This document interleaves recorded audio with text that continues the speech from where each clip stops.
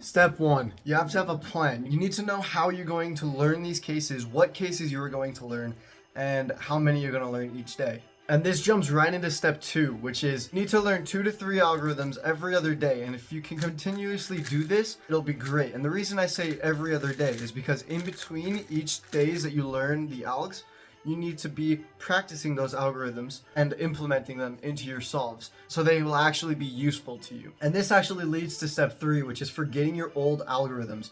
Now, the reason you'd want to do this is so that you can actually use the new algorithms you're learning and not stick to the old habits that you have with your old algorithms, which are slow, because the algorithms in full F2L are about 1,000 times faster than intuitive. I think that's what intuitive F2L. Feel free to subscribe if you haven't already. It does help me out a lot, and it pushes my video out to more people on YouTube so that more people can get these wonderful tips and hear me call them out. Now, step 4 is fast solves. You're going to want to do a lot of fast solves in the time that it takes you to learn F2L, and for obvious reason, you're a cuber, you want to solve the cube, right? Sometimes it gets a little boring when you're just memorizing algorithm after algorithm after algorithm after algorithm. So, what you can do is do a couple of fast solves, but don't do too many, and try your best to not do fast solves if you can, and just focus on doing the slow solves, getting the F2L algorithms that you learned in those solves. When you are doing your fast solves though, you want to look out for the cases that you have learned and try to do them as best you can and try to actually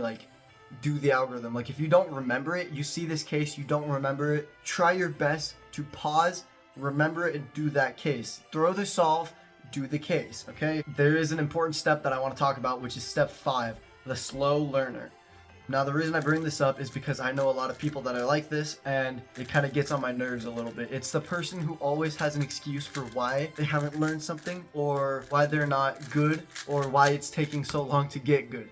Now, the reason you're not as good as you want to be is because you're simply not practicing what you are supposed to be practicing. Now, it may seem like you're trying plenty hard for what you are doing. If you are not getting better, then you simply aren't doing the right thing, or enough of it. This person also does not have the patience to work on getting better, which is why they're stuck in this, I guess, trap of not improving. If you do fall into this category of people, it's easy to get out. It's not that hard. All you have to do is actually start to care about what you are practicing and realize, okay, if I'm not practicing specific things and enough of that specific thing, then I'm not going to be getting better. For example, if you're not practicing enough of your F2L algorithms, then you're not going to get better. Now, the reason that some people don't practice as much as you and get better than you is because they're practicing the right things. They may not be practicing as much, but they're practicing the right thing a lot. That's going to boost them forward, and you're just going to slowly go up like this when they're going to go up at a good pace.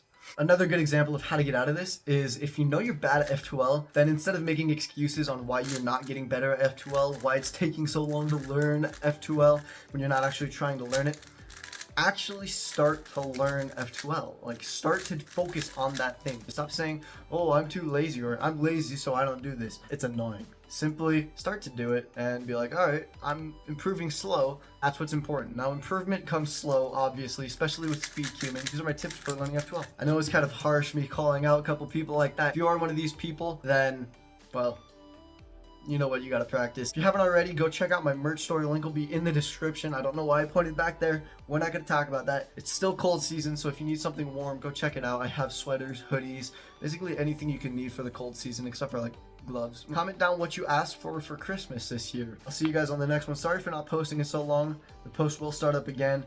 Merry Christmas, Happy Christmas, Merry Thanksgiving, even though that was forever ago.